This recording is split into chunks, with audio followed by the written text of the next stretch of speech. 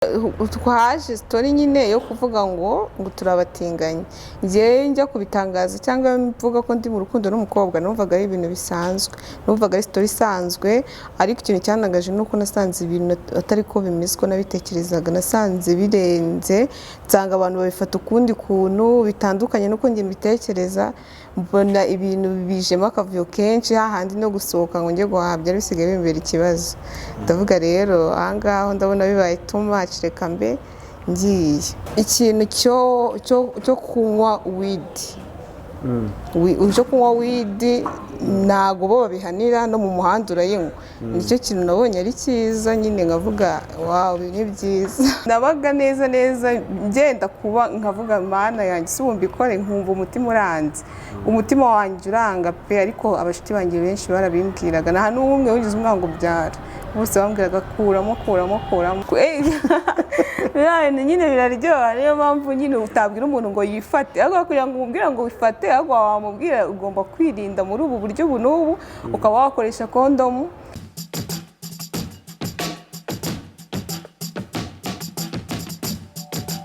Reka nongere mbasuhuze mwese mwahisemo gukurikirana ibiganiro bya Yawe TV umunsi ku munsi. Ko mubona uyu munsi turi kumwe n'umutumirwa wacu, ngira ngo mwamumenyereye kuri kamera za Yawe TV. Sinzi niba ndi umuvuye cyari uze kutwibwira, ariko kugira ngo atwibutse reka tumuhe ikaze yongera twibwira. Murakoze, nitwa Vava. Vava, amakuru meza? Ni meza. Vava wacu, ugira gutyo uragenda urahera umara igihe kirekire, uyu munsi ukubutse he ko tutari tuguherutse? Mvuye ntago ari kure, ni hano hafi, nari ndi Goma. Wari uri Goma. Sinzi niba ubitwemerera ukatubwira uruzinduko rwawe rwo kujya Goma mu gihe kingana, niba uko kingana, gahunda zari zimeze gute, wari uri mu biki? Ubundi natekereje kujyayo ngiye kuruhuka kugira ngo nyine ntuze, kuko navuye naho ibintu bitameze neza, ndavuga reka mbe mpunze ngende nanaruhuke mu mutwe, nyine ngabanye stress. Nicyo kintu cyanjyanyeyo cyane kuruhuka no kwihisha abantu. Kwihisha abantu. Sinzi wenda ngira ngo haciye iminsi itari mike, watwibutsa kugira ngo ujye kwihisha abantu byari byagenze gute, wenda byatewe n'iki, wihishaga icyundi muri rusange? Twaje sitori nyine yo kuvuga ngo turabatinganye. Njyewe njya kubitangaza cyangwa mvuga ko ndi mu rukundo n'umukobwa numvaga ari ibintu bisanzwe, numvaga ari sitori isanzwe, ariko ikintu cyanagaje nuko nasanze ibintu atari ko bimeze ko nabitekerezaga, nasanze birenze, nsanga abantu babifata ukundi kuntu bitandukanye nuko njye mbitekereza, mbona ibintu bijemo akavuyo kenshi, hahandi no gusohoka ngo njye guhabya bisigaye bimbera ikibazo. Ndavuga rero ahangaho ndabona bibaye too much, reka mbe ngiye. Reka ubugiye uza gutyo urasimbutse ugiye Goma. Wari kumwe na mugenzi wawe Zuzu, amakuru yiwe? Ari aho ameze neza, we aracyariyo, ntabwo afite gahunda yo kugaruka vuba, ariko nyine ashobora kuza akasura mu Rwanda ko ni iwabo, akongera agasubirayo, ariko navuga ko ari nk'aho asigaye atuye. Urakoze, ngira ngo mbere yuko dukomeza n'ikiganiro cyacu, banza tubwire muri make Goma ubuzima bwaho bwari bumeze gute, itandukaniro rya Goma na Kigali ni irihe? Ubuzima bwaho byumva nawe mu gihugu kitari ikiwanyu. Mu Rwanda ni heza pe, buriya mu Rwanda ni heza cyane, ni ahantu bihuriye, ariko gusa ho muri iyi minsi ya covid igihe nagendaga bo barenjoyingaga, ama club akora na n'ubu barakora nyine, gusa bafite amasaha bafunga, ariko ama club bakora nyine hari ambiance, ibintu byose birakora. Icyo gihe nta n'udupfukamunwa bambaraga, nyine ibintu byose haba hashyushye, ibintu byose biba bihari, hari ubuzima bworoshye. Ariko mu Rwanda ni heza, hari umutekano, hari isuku, ariko Goma hose ko bimeze nta mutekano hari, nta suku, nta ibintu by'akavuyo, ni ibintu by'akavuyo kenshi, buri muntu wese ashobora kwiyongoza akaguhohotera uko abishaka, kandi nyine ni nkaho wavuga ngo naho wamurega. Ariko mu Rwanda siko bimeze, ubwo mu Rwanda umuntu ashobora no kugukoraho ukamurega, ariko hariya ho umuntu wese yakwiyongoza yabishatse, urumva nta mutekano haba. Ikintu cyari gutunguye ukigera Goma ni iki, wavuga ati iki kintu ntabwo nari nkimenyereye? Ikintu cyantunguye bwa mbere nkihagera ni ikintu cyerekeranye n'ibiryo. ibiryo byaho byara nyine ntabwo nyine ni bya bindi byo nawe wenda ikintu naryaga menyereye ni chips na chicken ariko ibindi byo mu Rwanda rimenyereye ko nkunda umuceri kubi sinawubonaga nageze aho ngaho ndwara no mu nda kubera ibiryo byaho nyine ntabwo ari byiza. hariya ngo baravuga ngo nyama ni nyama waba warariye ku nzoka cyangwa ibikeri ko n'inyama zaho ngewe naziryaga nikandagira, niyo mpamvu nakundaga kwirira inkoko kuko inkoko yo byazaga bigaragara ko ari inkoko, ariko izindi nyama zo ntabwo nazizeraga, navuga ati wapi, kuko bo nyine ibintu byose kuri bo n'imbwa hari banza bayibahaga sinzi, ntabwo nyine inyama zaho nabyishyizemo ntabwo nazizeraga.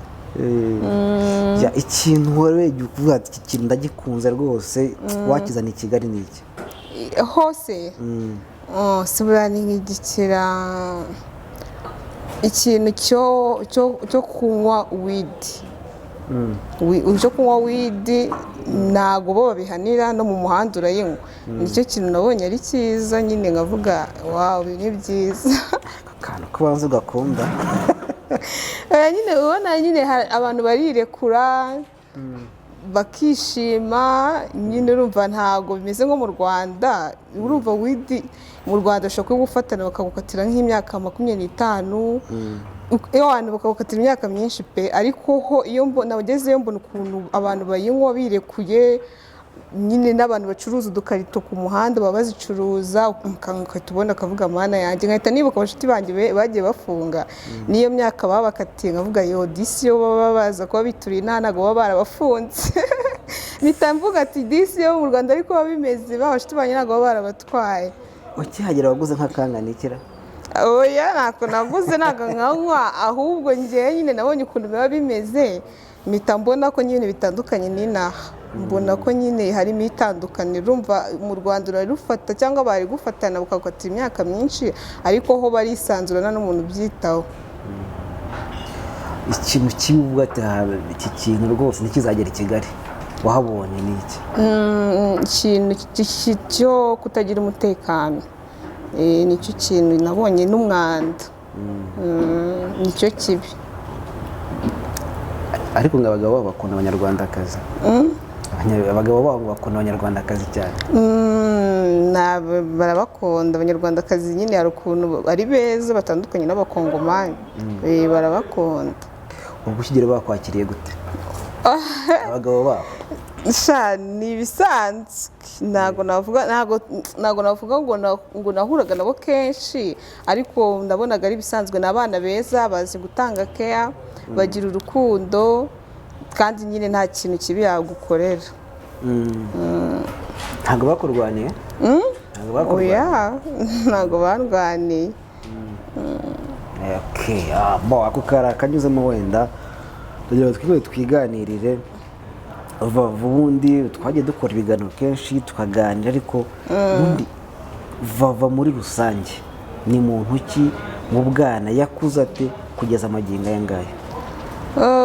nakuze nk'abandi bana, ariko nyine ntabwo ariko byaje gukomeza, ngeraho mbyara umwana nyine, ndumva ari ibyo ngibyo, nta bintu byinshi navuga mu buzima bwanjye bwite, gusa nakuze nk'abandi bana, ndiga ngeraho nyine ntwara inda, iby'ishuri ndabihagarika, ntangira ubuzima bwo gusa nk'aho navuga ngo ni ukwitunga cyangwa kwimenya, kuko nari maze kugira umwana, nyine maze kugira inshingano, nyine mpita ntangira kuvuga ngo ndimenya, umwana wanjye agomba kubaho gutya na gutya. nibwo natangiye guhaguruka nyine nkajya ngenda nshaka akazi gatandukanye, ibiraka bitandukanye, kugira ngo mbashe kubona ikintungira umwana nanjye ubwanjye. ubuzima bwo kuba umuntu abyaye, akabyara akiri umukobwa, akabyara akiri iwabo, ngira ngo abantu benshi ntabwo babivugaho rumwe. kuri wowe challenge uhuye nayo cyangwa ati iki kintu kuryo n'umwana uri hari ukiri inyuma yacu, uvuga ati ikintu mpuye nacyo byaba ari ikibazo, ni nk'iki? njye nkitwita ubundi ntabwo nigeze ntekereza uburyo nzabyara nkarera, ntabyo nigeze ntekereza, ahubwo nkibyara nibwo nabonye ko ibintu bikomeye. urumva kuba ufite umwana noneho uri na mutoya, njye nabyo mfite imyaka 17, uri mutoya, urumva nyine nabaye nk'aho ari isi nguyeho, noneho na papa wabintamo arigendera, nsigara ndi njyenyine. noneho numva nyine mbaye nk'aho mpfuye, numva nyine birandenze, nkumva ni ibintu bitabaho, urumva kuba uri wenyine, noneho nari ndi muto, umwana nyine yari uwa mbere, nkabona ni hatari, nyine urumva gusiga umwana ngo ugiye gushakisha amafaranga cyangwa ugiye gushakisha uburyo uri bubone amata yiwe, ikimutunga, nicyo kintu cya mbere cyangoye kucyakira. Byantwaye imbaraga nyinshi cyane kugira ngo numve ko izo nshingano ari izanjye, nyine njye nzikora nzuzuze. Gusa narasenze nsaba Imana iramfasha imbaraga, nyine ndakomeza, ariko ntabwo byari binyoroheye pe. Ni ibintu bikomeye cyane. Abenshi ni hahandi usanga ngo bataye abana, buriya ntabwo biba byoroshye kugira ngo agere aho amuta, cyangwa wenda avuge ngo ndabiretse. Ni uko nyine aba yumva byanze, imbaraga z'abantu n'imitima y'abantu ntabwo yakira ibintu kimwe, we abasanga byanze, akahita wenda ahitamo kuba yagenda akamusiga, cyangwa akagenda akamusiga iwabo akigira mu byiwe akamwibagirwa, aba yumva byanze. Ariko njye siko byagenze, kuko umwana wanjye naramukunze cyane nkibyara, nicyo kintu cya mbere numvishe mu buzima kimbayeho cyiza. Rero naravuze umwana wanjye ngomba guhagarara kigabo nkamurwanirira mpaka ku iherezo. Nicyo kintu cya mbere cyampaye imbaraga, ariko ubundi ntabwo biba byoroshye pe. Icyo gihe nta muntu akugira inama yo kuba wakuramo inda? Icyo gihe barazingiriye nyinshi, abashuti banjye bazi ko hari igihe nabaga neza ngenda kuba nkavuga Mana yanjye si mbikore, nkumva umutima uranze, umutima wanjye uranga pe. Ariko abashuti banjye benshi barabimbwiraga, nta n'umwe wigeze umwana ngo byara, bose bambwiraga kuramo, ariko ntabwo ngiye ariko nabyumvaga, nyine numvaga bitandukanye, kubera ko cyane cyane icyo gihe na papa we naramukundaga, kandi nanjye ubwo nyine ubwo nari muto numvaga kuba mfite umwana ari ibintu bitabaho, nkibaza ngo basuno n'umwana wanjye azaba asa gute, azaba ameze gute, nyine nkumva afite amatsiko, ndavuga oya ntabwo nabikora, nyine ndavuga reka mbyare, cyane cyane ko nubwo byantunguye ariko numvaga nyine atwita, numvisha ari byiza, numva afite amatsiko yo kubona umwana bwite. Numvaga rero kuyikuramo ari ibintu bindi kabisa, numvaga ntari kubyakira nyine. Gusa inshuti zanjye zose niyo nama zangiraga. Uyu munsi wagize experience y'ubuzima bugiye butandukanye, ariko dufite barumuna bacu, bashiki bacu bakiri bato mu myaka nk'iyo ngiyo wari ufite. Biba bigoye kugira umuntu inama mu gihe ukiri muri rugo rungano, ariko nk'ubu ngubu ushobora kubumvisha ugahita ariko ibintu biba bimeze gutya, nk'inama wabagira bariye? Inama nabagira, ikintu cya mbere, niba agize n'ibyo akora cyangwa afite boyfriend we, bagomba kwirinda bagakoresha condom. Ubwo nyine akajya kubyara umwana yabiteguye, apana guhubuka ngo ugiye kuhita ubyara utanabiteguye. Ikintu cya mbere ni ugutegura, ukabitegura kandi ukabyarira mu gihe cya nyacyo, n'umuntu wa nyawe warebye neza yuko nta kibazo ashobora kuguteza, cyangwa wenda niyo yagutungura nyuma, ariko nawe ufite uko witeganyirije bitewe n'uko wabipanze. Inda itateganyijwe rero ni mbi cyane, niho hava ibibazo byose. Urumva bagomba kwirinda inda zitateganyijwe. Urabizi abantu ntabwo baba bumva ibintu kimwe, hari nk'igihe uvuga gutyo bagahita, ariko se kuki usanga kenshi kwirinda ubundi kwifata, kuki ibyo tudakunda kubitekerezaho cyane? Baza biriya bintu biryoha, biriya bintu nyine biraryoha, niyo mpamvu nyine utabwira umuntu ngo yifate, ahubwo kugira ngo umubwire ngo wifate, ahubwo wamubwira ugomba kwirinda muri ubu buryo n'ubu, ukaba wakoresha kondomu. Nyine hari uburyo bwinshi wakwirinda, ukaba ku buryo udashobora guhura n'ingaruka nyine z'imibonano mpuzabitsina, ukagerageza ukitwararika ukirinda. Niba kwifata byanze, hari ubundi buryo wakoreshamo agakingirizo, ni keza, bibaye ngombwa bajya banakagendana. Tubagire mu ngo bagende batugure bajya ahagiye akitwaza. Ubwo se wenda akenshi ingaruka ziri direct zigaragara ku mukobwa, kandi mu muco wacu urabizi. Ubu ngubu tubwire bashiki bacu ati ujye ugenda ugafite umwana w'imyaka 11 ukitwaze, kubwo wumva nta kibazo. Nta kibazo pe, byaba byiza ahubwo n'ababyeyi bakabinabibashishikariza, bakanaganiriza abana babo cyane, nyine bituma mbese bakagerageza kuba inshuti n'abana babo, bituma umwana yirekura akaba yakubwira ibyo yahuye nabyo, nawe ukabona uko umugira inama. Ariko uyu mwana wamuhabuye mwifunga, wowe waragize amahane, ushiduka umwana yarangiritse utazi n'uburyo byagenze. Ariko iyo mugize inshuti ukamuganiriza ibintu byose, nawe arirekura ntagire icyo aguhisha. rero umubyeyi yagakwiye kuba ari inshuti y'umwana we ku buryo n'ako gakingirizo yewe yajya nanamushishikariza kukagendana cyangwa kugakoresha mu gihe kwifata byamunaniye. umwana wawe ngira ngo ni umukobwa, yego. wumva ushobora kuzamubwira ngo ujye utwara agakingirizo agize imyaka ingahe? Umwana wanjye ni inshuti yanjye, azakura n'inshuti yanjye cyane, rero uko azajya agenda akura bitewe n'uko tuzajya tuganira niho nzamenyera igihe cya nyacyo cyo kukamuhereza cyangwa cyo kukamushishikariza, cyane cyane nagira imyaka yo kujya muri regre nyine mu mihango, nibwo nzatangira kumuganiriza ibintu bijyanye n'imyororokere, nyine nkajya mushishikariza n'utwo dukingirizo mu gihe kwifata byamunaniye akaba nyine yakwirinda agakoresha agakingirizo. Urakoze ngira ngo uwumva yumvise wenda niba ari inama umugiriye, wagenda manukaga hariya babyita gute? wagenderaga babyita gute hariya? Bamanuka kibadasha niko bajya bavuga. Reka twizere ko ngo nawe yumvishe ko agomba kujya amenya ukuntu yitwara.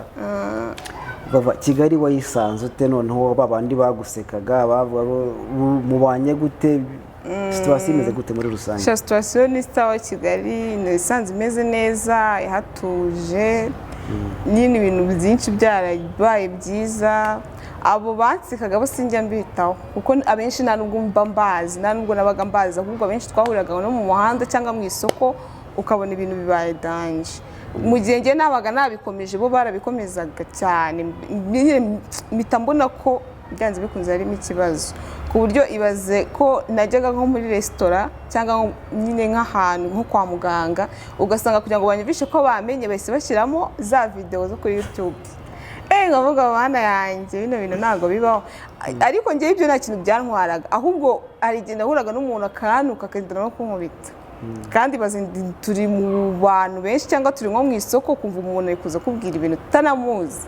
Rero nicyo kintu cyanteye ubwoba, ndavuga sinzongera kugenda mu isoko, basi nzajya nembera amahire na online.